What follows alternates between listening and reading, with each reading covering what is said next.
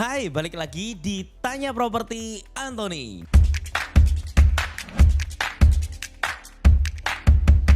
Nah teman-teman, hari ini ada pertanyaan-pertanyaan yang menurutku tuh menarik dan akan relate banget ke semua teman-teman yang di daerah ya. Pertanyaan pertama, kasih tips buat mengembangkan aset tanah sawah dong. Terima kasih aku. Nah ini aku yakin nggak cuman 1-2 orang yang akan relate, tapi akan ada ribuan atau bahkan jutaan orang yang punya tanah sawah. Nah sekarang itu masalahnya gimana nih kalau ada tanah sawah harus diapain? Oke, nah pertanyaan yang pertama, lokasi dari tanah sawahnya itu seberapa dekat dengan pusat kota? Mungkin gak sih tanah sawah dengan pusat kota? Jawabannya bisa dibilang kalau di kota-kota lain biasanya susah ya. Biasanya yang di tengah kota itu sudah jadi bukan sawah lagi, sudah jadi pekarangan. Tapi ada juga loh yang kayak di Bali gitu, dia di pusat kota, di Canggunya, di perairanannya itu semuanya dulu itu adalah sawah. Tapi kalau kita bisa bilang itu kota atau enggak, ya itu kota banget gitu karena semua keramaian ada di sana. Nah, pertanyaan yang kedua,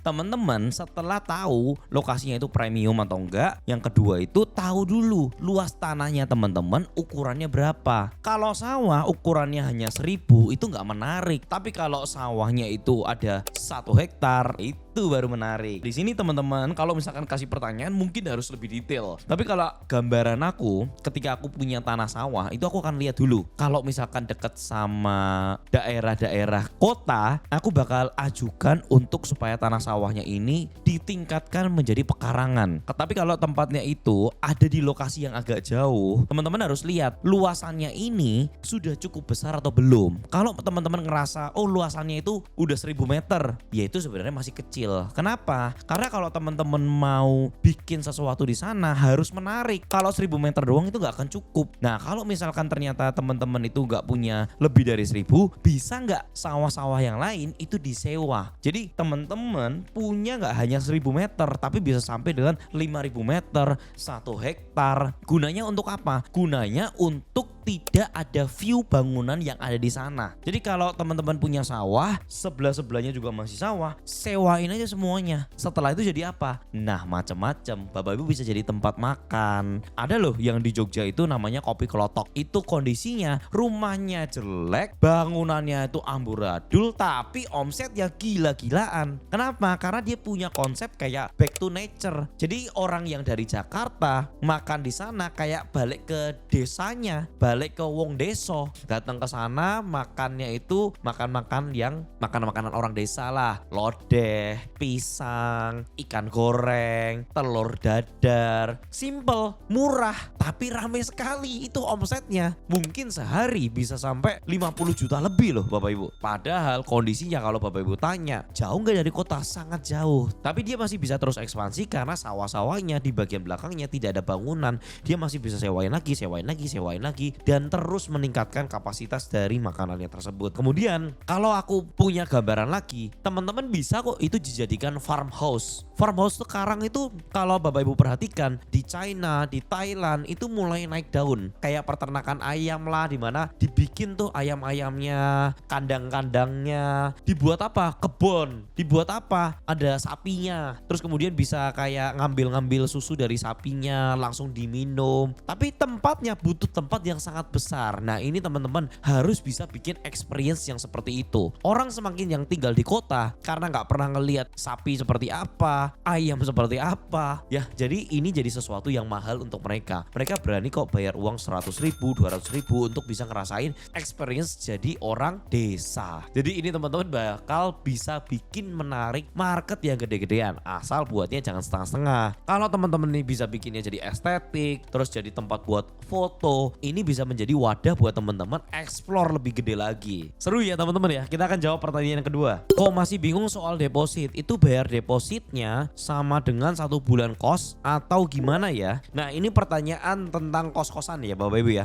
Kalau misalkan ada anak kosan yang mau stay di kosan aku, itu mereka harus bayar deposit berapa sih? Jujur ini pertanyaan udah cukup lama, kurang lebih sekitar 3 tahun yang lalu. Kemudian adminku itu baru masukkan ke dalam pertanyaan ke sini. Deposit dulu masih bisa ditarik 1 bulan. Tapi semenjak COVID itu memang sudah lebih berat. Kondisinya yang lebih realistis itu hanya bisa ditarik 500.000 sampai dengan 1 juta. Apakah bisa ditarik seperti 1,5 juta, 2 juta? Bisa tuh pasti ada, orangnya tuh pasti ada. Tapi biasanya nggak gitu banyak. Mereka terkendala dengan depositnya tersebut. Jadi untuk sekarang karena fokusnya adalah supaya mereka itu masuk duluan, kita bikin kosannya itu menjadi 500.000 sampai 1 juta aja depositnya. Jadi kalau nanti ada barang hilang nominalnya itu lebih dari 1 juta gimana kok? Ya itu sudah jadi tanggungan resiko bisnis. Tapi kan di sana Bapak Ibu sudah ada fingerprintnya ketika mereka masuk, sudah ada CCTV-nya ketika mereka mau tarik keluar barangnya, KTP juga sudah kita cek itu benar di dia. Menurut aku dengan dia sudah keluar uang deposit 1 juta, barangnya itu mungkin hanya 2 juta, selisihnya itu kan hanya 1 juta. Menurutku 1 juta itu mereka tidak mau repot-repot untuk sampai namanya itu dijelekkan di muka umum. Jadi menurutku itu masih angka yang wajar untuk teman-teman bisa tarik depositnya ke mereka. Tapi kalau teman-teman itu marketnya yang di angka 3 juta ke atas, mungkin bisa dipertimbangkan juga sih. Karena menurutku market yang 3 juta ke atas, 4 juta ke atas, mereka gak terlalu consider dengan angka kayak gitu. 3 juta, 4 juta mereka disuruh bayar 1 tahun pun langsung 30 juta di depan, menurutku jauh lebih gampang dibandingin kita cari orang yang mau sewa 500.000 sebulan, bayar di depannya itu langsung 500.000 kalikan dengan 12 bulan atau 6 juta di depan, itu lebih susah. Oke, kemudian kita masuk ke pertanyaan ketiga. Terima kasih Kontoni sharingnya. Oh ya Koh, kalau ada tanah sekitar 400, mau usaha kecil-kecilan, bangun rumah minimalis, modal kecil dan cuma sanggup untuk bangun 1 rumah, apakah cukup worth it untuk memulai usaha jual beli properti? Lalu setelah jadi, cara menjualnya gimana? Apakah harus kerjasama dengan bank? Apakah sertifikat tanahnya langsung dipecah dan apalagi yang perlu diperhatikan supaya bisa melakukan jual belinya? Terima kasih kok sebelumnya. Oke, kalau tanahnya 400 bisa dibilang ini adalah tanah yang cukup nanggung. Kalau tanahnya cukup besar aku bisa bilang untuk cari orang yang mau ngerjain. Cari orang yang memang udah expert di bidangnya. Dia udah biasa dengan jual beli, jadi teman-teman gak perlu pusing. Atau teman-teman bisa ngikutin cara mereka itu menjual seperti apa. Teman-teman ikut terlibat di sana dan ketika teman-teman sudah selesai project, punya capitalnya kembali, punya keuntungannya kembali, bisa mulai di tempat lain tapi udah tahu sistemnya. Masalahnya kalau 400 meter ini adalah tanah yang cukup nanggung. Terpaksa teman-teman harus apa? Harus menjual sendiri. Mungkin yang teman-teman lakukan bangun 1 shio unit itu udah pasti, itu udah hukumnya. Kalau teman-teman gak punya uang untuk bangun shio unit, cari orang yang bisa investasi untuk membangun shio unitnya. Kalau enggak, jangan kerjain projectnya. Karena Bapak Ibu itu adalah developer baru, belum tentu orang percaya,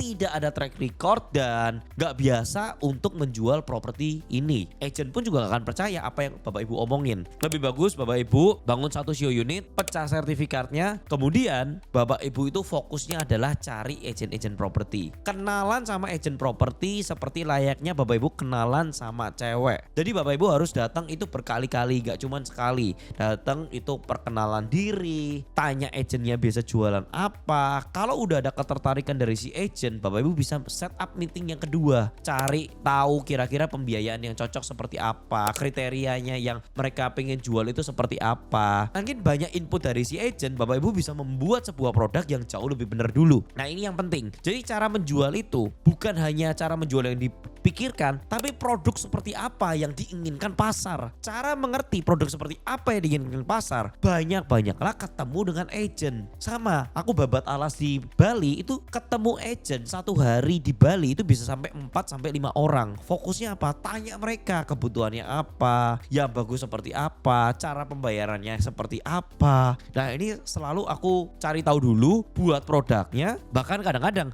arsiteknya juga adalah referensi dari si agent-agent propertinya itu. Setelah itu ketika menjual mereka biasanya lebih pede karena jualan properti ini adalah hasil dari ide dan pikirannya mereka. Mereka kan happy banget untuk bisa menjual propertinya Bapak Ibu. Jadi disitulah Bapak Ibu harus bisa maintain agent-agentnya, cari yang the best of the bestnya, ajak ketemuan lebih sering, jangan hanya sekali tapi lebih dari 3 kali untuk bisa bikin bondingnya lebih dapat supaya Bapak Ibu ketika nanti ada produk-produk yang baru bisa langsung minta kerjasama dengan si agentnya. Itu adalah tips and trick supaya Bapak Ibu bisa menjual propertinya dengan cepat. Dan setelah itu ketika Bapak Ibu sudah punya historical, Bapak Ibu mulai harus membangun kredibilitas di bank. Karena ketika Bapak Ibu gak punya kredibilitas di bank, kesusahan dari awalnya adalah membangun unitnya. Kesusahan yang kedua, ketika orang mau ambil kredit atau mau beli unitnya, mereka itu harus tunggu lama. Ataupun mereka itu hanya mampu DP 10%. Tapi kan DP 10% Bapak Ibu nggak bisa bangun. Nah, cara satu-satunya harus pakai perbankan. Harus pakai KPR Bangun yang difasilitasi oleh perbankan.